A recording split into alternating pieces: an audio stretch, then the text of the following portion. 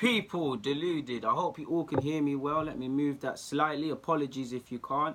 You guys know I love young players, whether they're at the club, prospectively coming into the club, or departed the club. I like to keep a track of young players and their progress, just at Arsenal and in general. If you're new to my channel, you see obviously I'm an Arsenal fan. There's a lot of heavily based Arsenal content, but I do a lot of content about anything that really arouses my imagination. And for those of you that support Spurs, Liverpool, United, City, Celtic, all of the Newcastle, Everton, I have some subscribers of these clubs, and you see why.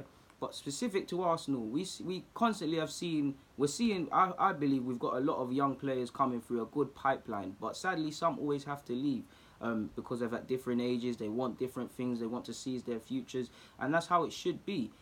So we might as well talk about them. The first one I'm going to speak about is Ismaël Bennacer. You guys know I love this player. When he arrived, he already had some League 2 in France League 2 experience.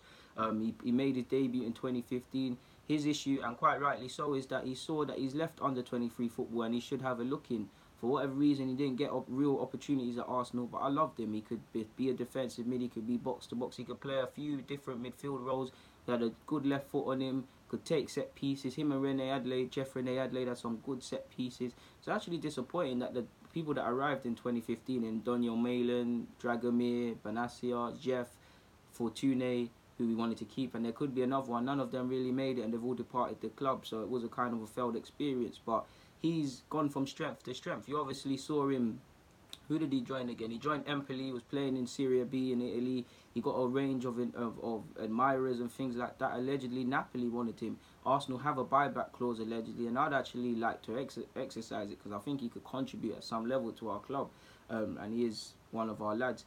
But he's gone from strength to strength in Serie A. I'm not going to say he's put the world alike, but he's earned some admirers to be linked with Roma. So in 18 months or so, he's gone from Arsenal's under 23s to obviously playing for Thingy, to playing to possibly playing for Roma. Now it's just paper talk, but if he does join Roma, that is a very good opportunity for him, to be fair with you, and I'm happy for him. And he's obviously been capped by Algeria. He's switched from representing France to Algeria, and he's doing it, and he's doing his thing for them as well. So he's having a good career, and one of the success stories, to be honest, leaving the academy.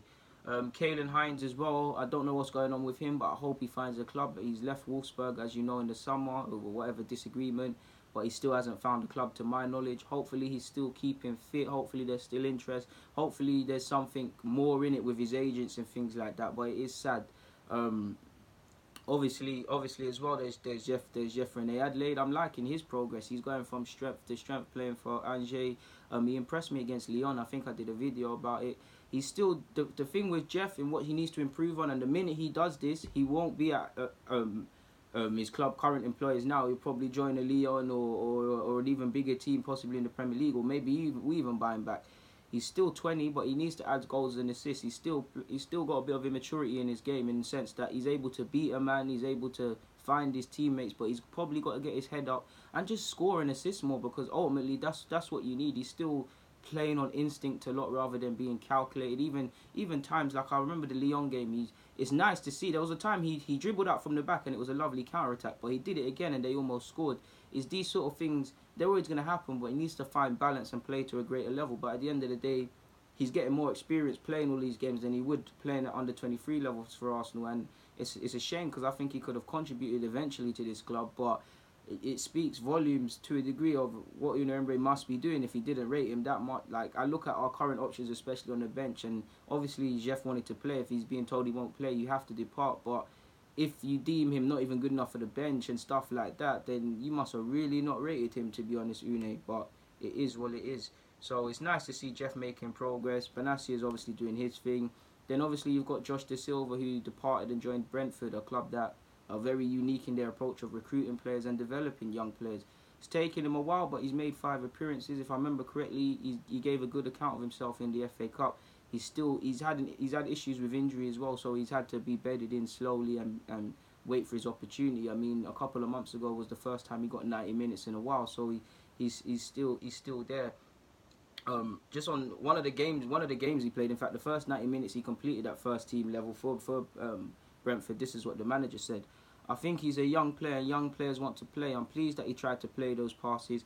I think the one in the end, though, with his quality, he needs to pick it and get an assist or second assist. But this is his first 90 minutes at this level, and that's where he's tired and just loses concentration. But I knew on the ball that he was capable, but his defensive mindset is the key thing. You could see he sprinted back when he lost the ball. So that shows you someone making headways, to be honest. He's improving defensively and showing the willingness to defend, which you need to do within the professional game. He's obviously shown what he's learned at Arsenal and his great creativity and his sort of flair. He does need to improve it clearly to a greater quality, but so far so good. And to be honest, he's closer to the first team than he's probably his example will probably be he's probably Brentford's Joe Willock to a degree, in the sense that Joe Willock is playing for the under-23s and he's playing for the first team. He's not quite there yet. That's probably Josh at this moment in time. But as he's getting fully fit, like you saw, and getting more games under his belt, get promoted, at the end of the day, he's closer to the first team. So it's a just decision. It was sad for me to see someone who I've seen play up front, play centre mid, actually play at centre half and left back, and have a lot of. I think his technical qualities are underrated because he could hit free kicks, he could skill a man up. He's a good player. The only thing I'd probably say is that, similar to Charlie Gilmore, is that they're very humble in it. Like it's testament and it's actually praise to their family and their upbringing. But you'd want to see just be a bit more gas, be a bit more up your own arse, to be fair. But he's making his progress. Then you've got João Virgínia, who obviously left us and joined Everton to be closer to the first team squad. Now, part of me thinks I would have loved for him to stay, and if he showed a bit of patience, he would have been in the exact same situation he is at Arsenal. At Everton than he is at Arsenal that he finds himself at Everton, if that makes sense. Because there's question marks over Czech. He'll probably depart this season. Leno's obviously playing now, so Martinez is there, but he's third choice. There's an opportunity there. He chose to join Everton. I do believe he's still got the quality, but he's going against a youngish keeper in Jordan Pickford. Now Pickford is probably going to be sold to a bigger club at one point, and if they've got João Virgínia and he's at the level, then fair play to him.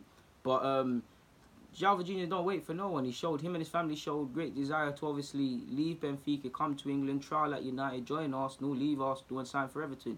It's sad because he had a good FA Youth Cup and he had a good under-19s Euros in which Portugal won it. So to see him leave and join his countrymen in Marco Silva, I get it, but it's disappointing for me.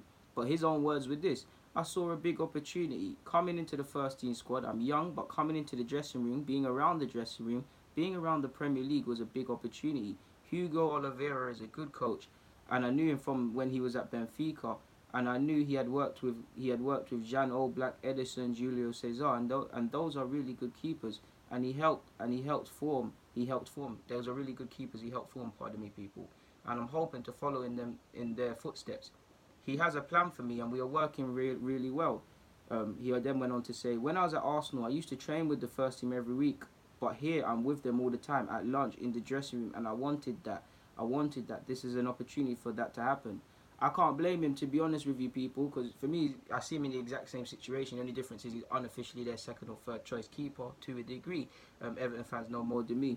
But what can I say? If he deems this opportunity to work with a world-renowned coach, in his own words, that a fellow countryman, obviously him and obviously Silva, to be part of a first-team squad, more part of it than he was at Arsenal, then I can't fault him, man. He's seizing his future.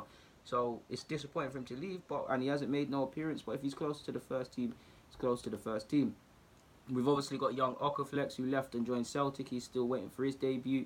Dan Crowley, who initially in Holland had to find his feet, went out on loan. He's doing all right now for Willian. He's got 21 appearances. He's contracted until 2020. He's finding his feet. He's putting in good performances. He's getting assists. He's taking on more bravado for the club. And allegedly, based on reports, he's starting to get into the thoughts of the island boss. So he's making headwinds, to be honest with you.